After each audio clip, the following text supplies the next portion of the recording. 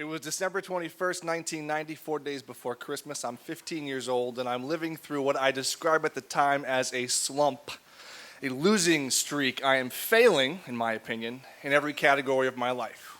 School, sports, certainly girls, the part-time job I have that I hate. Everything feels like a loss, and I can't get a win, and I feel low every day, except this day. December 21st, 1990. I wake up with a renewed determination. My slump ends today. Why? I have no idea. Now, it was the last day of school before Christmas break. Maybe I'm psyched about that. I don't know. But I went downstairs for a bowl of Fruity Pebbles, my favorite cereal, still is, and I went to school. Flash forward a few hours, and I'm sitting in the vice principal's office.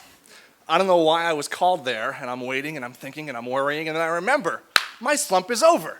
This has to be good news. I probably won an award or something. There might be a cash prize. So now I'm excited. So eventually, Sister Catherine, who is the vice principal of my small Catholic school, comes in, and with her is Father Paul. Now, Father Paul is the priest from my family church, and my family church has no connection to my school. There's no reason for Father Paul to be here. So I should say here that one of the reasons I was kind of feeling down was that my mom had just had this kind of precarious surgery. It wasn't life-threatening necessarily, but it was scary, and it was delicate. And she was home in recovery now, but her recovery was also scary and delicate and stressful. So when Father Paul walked in that room, I no longer thought I won a cash prize. I thought something happened to my mom. So Sister Catherine comes over here to my left, and Father Paul kneels to my right, and he looks at me and he says, "Joe, your mom and your dad are okay, but your house is on fire." And I say, "Whoa." And Sister Catherine says, "Joe, you're turning pale. What do you want? What do you need? What can I get you? What do you want?" And I say, "I want to go home. Can I go home?" And she says, "Sure." So Father Paul takes me home. Now I get there and the house is still standing, so I think maybe it's not so bad. And then I go inside and it's so bad.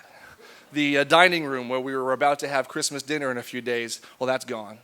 The front room where the decorated Christmas tree had been standing and the wrapped presents had been set, well, the fire started there, so you can imagine what it looked like. The living room, no more. The kitchen, where I had that brightly colored bowl of Fruity Pebbles just hours earlier, now looked like someone had taken a black marker and just scraped it all over the place. So I went back outside and I saw Father Paul and I said, "Is the church unlocked?" And he said it was, so I went there. The lights were out and the stained glass windows had nothing going for them because it was a dark, gray December day. And I marched up the aisle because this was not going to be a pew conversation. I went right to the altar and I knelt down. And I didn't shake my fist at God and I didn't scream, I didn't yell. I cried hard and I said, I made a decision that my slump was going to end today, and you burned my house down. What's the message here? Don't get your hopes up, kid. This is as good as it's going to get. Now I feel low. But see, I didn't know what was going on back at school. See, I didn't know that they made an announcement over the loudspeaker about what happened to my family. I didn't know that every club and organization and class would take up a donation for my family. I didn't know that my grade school and my town bank were going to start a fund, and then the first story on the local news that night would be the Charnitski Fund. And my grade school principal would be on TV talking about what a great kid I am and what a great family we have.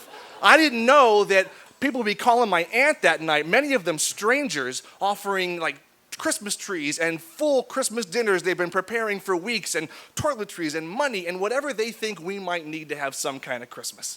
Now look, this may be exactly what you think would happen in a small town a few days before Christmas when tragedy strikes. But I was just kneeling and crying in a dark church thinking my life was never going to get any better. So to me, this was a big deal. This was a win. And my slump ended that day.